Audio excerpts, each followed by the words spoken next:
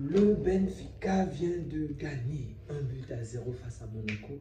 Monaco qui était à domicile. Il y a énormément de frustration par rapport à ce match. Je n'ai supporté aucune des deux équipes, ok, mais la frustration c'est plutôt par rapport au match en soi. C'était quand même un grand rendez-vous. J'ai laissé tous les autres matchs de la Ligue des Champions, même le match de City, même le match de Liverpool contre Everton, bien qu'il s'est passé un peu plus tôt, ne m'a même pas intéressé, même sa fin, alors que je pouvais quand même voir la fin et mettre de côté la Ligue des Champions. Je m'étais vraiment préparé pour juste le match de Benfica contre Monaco.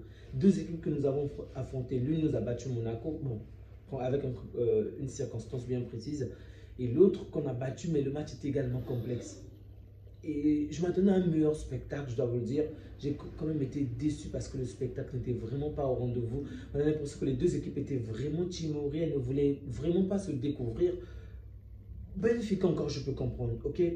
Même si c'est difficile à dire parce que Benfica est à l'extérieur, peut-être qu'ils ne veulent pas se donner à fond, ils attendent le match retour. Mais Monaco, tu es chez toi à domicile, et il y a des moments où Monaco parvient à se procurer même plusieurs occasions, surtout en première période. Mais tue le match, tue le match. Salut les amis, j'espère que vous allez bien. Évidemment que je ne vais pas juste me contenter de parler des performances de joueurs, mais il y a également une situation très intéressante qui a carrément influencé ce match. Il s'agit du carton rouge, oui. Le carton rouge que El Mousrati a reçu. Désolé si j'ai écorché son nom, ça se prononce Mousrati, merci. Donc, évidemment qu'on va revenir sur le carton rouge, oui. Le carton rouge que El Mousrati a reçu. Vraiment, on ne peut pas passer ce match sans parler de cette faute-là, parce que l'incompétence de l'arbitre aujourd'hui était de mise. Vraiment, waouh! Cet arbitre est tellement incompétent.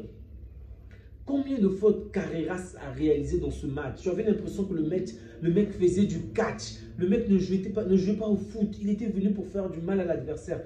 Mais à aucun moment Carreras obtient un carton rouge. Et même le carton jaune, tu sens que c'est comme s'il y avait une certaine contrainte avant qu'il donne le carton jaune.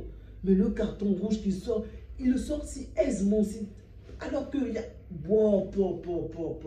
C'est du n'importe quoi. L'arbitrage de ce match, vraiment, c'est du n'importe quoi. De nombreuses actions, il pouvait siffler. Même à la fin, il sanctionne Zakaria. L'action de Zakaria méritait-elle réellement un carton jaune? Surtout lorsque tu sais que la moindre sanction va empêcher le joueur de jouer au prochain match. Non, j'ai l'impression que c'est juste de la méchanceté gratuite de la part de cet arbitre envers Monaco. Et pourtant, je ne supporte pas Monaco. Pour moi, je dis même que Monaco est pour nous une plus grande menace que Benfica. En tout cas, c'est ce que je pense. Mais être aussi dur envers les joueurs de Monaco de cette manière-là, alors que de l'autre côté, il y a eu des fautes qui n'ont même pas été sanctionnées.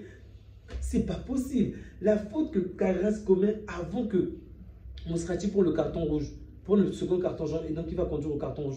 Pourquoi il n'est pas sanctionné? Tu vois très bien qu'il tire le joueur dans le dos, qu'il tombe sur le joueur. L'arbitre oublie complètement, il omet complètement l'action et il s'intéresse juste à un joueur qui fait le signe d'un carton jaune, qui n'est pas virulent, qui ne l'a pas dérangé. La règle dit qu'il ne faut pas s'approcher de l'arbitre, qu'il ne faut pas parler à l'arbitre, que c'est seulement le capitaine. À ce que je sache, avez-vous vu Mousrati se rapprocher de l'arbitre pour parler à l'arbitre? À aucun moment. À distance, il a fait le carton jaune. Même Vinicius qui vient se plaindre auprès des arbitres pour demander le carton jaune n'est généralement pas sanctionné. Et là, un gars qui le fait à distance, il ne s'est même pas approché, il est sur place, il a juste fait un signe. Et c'est lui qu'on sanctionne. Là, sincèrement, j'ai trouvé l'arbitre catastrophique. Il a vraiment été nul, vraiment nul.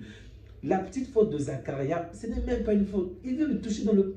Oh, c'est pas volontaire, c'est pas méchant, l'action est terminée. On voit très bien qu'il n'y a aucune volonté ni de nuire ni de quoi que ce soit. Le talon touche, en fait, le bout de son pied touche le talon de Otamendi, je crois. Et Otamendi, il s'amuse, il coule par terre. Le mec, il ne revoit même pas l'action. Waouh, vraiment. Depuis un très bon moment, je vous assure, depuis un très bon moment, peut-être même depuis l'arrivée de la VAR, je n'ai jamais vu un arbitre aussi nul en Ligue des Champions. Vraiment, sincèrement, je l'ai trouvé vraiment nul. Il était trop dur envers les joueurs de Monaco. Et là, on peut dire que Monaco se fait encore voler son match. Vraiment, Monaco se fait encore voler son match. C'est vrai que Benfica menait déjà 1 but à 0, mais l'arbitre a gâché le scénario du match. Même si Benfica devait peut-être gagner ou quoi que ce soit, aujourd'hui, tu ne peux pas voir ce match, tu ne peux pas débriefer ce match et oublier ce que l'arbitre a fait. C'est plus possible, vraiment. Pour moi, il a gâché le match, sincèrement. Bon, revenons maintenant par rapport au match, tout simplement au match, parce que cet arbitre m'a donné les nerfs, vraiment. Benfica, pour moi, n'est pas fautif par rapport à l'action que l'arbitre a commise. Ok, ce n'est pas du tout la faute de Benfica. Benfica fait son jeu, c'est son match, pas de problème. Monaco me déçoit par rapport à tout ce que Monaco s'est procuré en première période. Un gars comme Akliouche a fait du très bon travail, mais la finition de cette équipe n'est pas à la hauteur. Waouh! Toujours les dernières passes qui n'étaient vraiment pas du tout bonnes. Les mecs font de très bonnes combinaisons. À la dernière ligne, il y a toujours un pétard. À la dernière ligne, comme on dit, le pétard mouillé. Il y avait toujours quelque chose qui faisait en sorte que la balle ne se termine pas dans le fond du filet. Mais les mecs, alors qu'en vrai de vrai, depuis la première période, Monaco pouvait largement prendre l'avance sur l'adversaire. Ils vont revenir en seconde période et ils vont se relâcher. Mais d'un autre côté, je ne suis pas défaitiste par rapport à ce match. Ok, comme je vous ai dit en début, je peux comprendre que Benfica ne se donne pas totalement à fond d'une certaine manière, je le précise. Mais de l'autre, pas totalement, parce que lorsqu'on voit les statistiques de Benfica, Benfica a été plus performante à l'extérieur, donc l'équipe de Benfica a été plus performante à l'extérieur plutôt qu'à domicile. Donc, cela veut dire que Monaco a encore une carte à jouer. Le score n'est pas c'est un petit score, c'est 1-0. C'est possible qu'une remontada se fasse, c'est possible que remontada c'est trop dit, c'est juste un but, mais c'est possible que Monaco revienne au score, que Monaco reprenne même l'avance, même si il est très peu probable que ce scénario se réalise parce que cet arbitre nul vient d'exclure 2 joueurs qui ne pourront pas jouer le match retour. Donc, bref, ça sera compliqué pour Monaco, mais Monaco a les cartes à jouer parce que Benfica n'est pas réellement indomptable à domicile. Monaco également traverse une mauvaise passe parce que depuis 2 mois déjà, Monaco titube. Monaco a vraiment du mal à s'en sortir. En plus de cela, la fessée que Monaco a reçue au Parc des Princes la fois dernière, j'ai l'impression que ce n'est pas encore sorti de la tête de ses joueurs et c'est peut-être l'une des raisons pour laquelle elle n'a pas voulu se découvrir en première période parce que elle a essayé de le faire face au Paris Saint-Germain. On a vu ce qui s'est passé.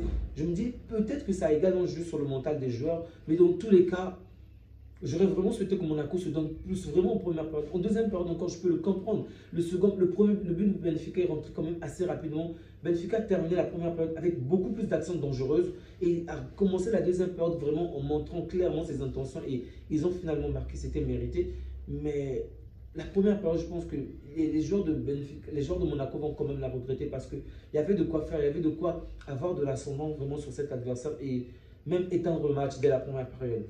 Donc, Di Maria, c'est ça la déception également de la soirée, qui est rentré en très peu de temps de jeu, malheureusement qui sont encore sous blessure. Oh, le pauvre Di Maria, ça fait mal quand je vois aussi talentueux puisse constamment être sous le coup des blessures. C'est nul, vraiment, c'est tellement nul. Lorsqu'il est là, on voit bien la différence. Le mec a déjà apporté le danger, il a déjà apporté un style de jeu clair, offensif. Mais il n'a pas tenu longtemps sur le terrain et au final, il est sorti sur blessure, encore une fois. C'est triste, mais c'est la vie. C'est la vie, les amis. Donc, les amis, on va s'arrêter là pour la soirée. Ok, on va s'arrêter là pour la soirée. Une immense déception de la part de l'arbitre, parce que je pense qu'il a quand même gâché le match.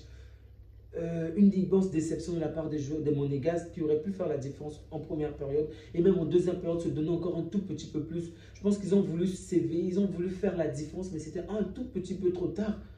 De la part des joueurs de Benfiquistes, je ne sais pas comment ça se prononce, mais les joueurs de Benfica également, je ne peux pas dire que c'est un très bon résultat puisque les meilleurs résultats de Benfica sont à l'extérieur et gagner à l'extérieur seulement 1-0. Est-ce que c'est suffisant pour le match retour? Je ne sais pas. Mais bon, pour l'instant, c'est Benfica qui qualifie. Donc, Benfica est peut-être le potentiel adversaire du Barça, à ce que je sache. Donc, soit Benfica, soit le Paris Saint-Germain, peut-être. En attendant les matchs retour, donc on va voir ce qui va se passer. Les amis, prenez bien soin de vous ainsi que des vôtres. N'oubliez surtout pas de laisser un like. D'accord, ça soutient énormément la chaîne. Prenez soin de vous ainsi que des vôtres et que Dieu vous garde. Ciao.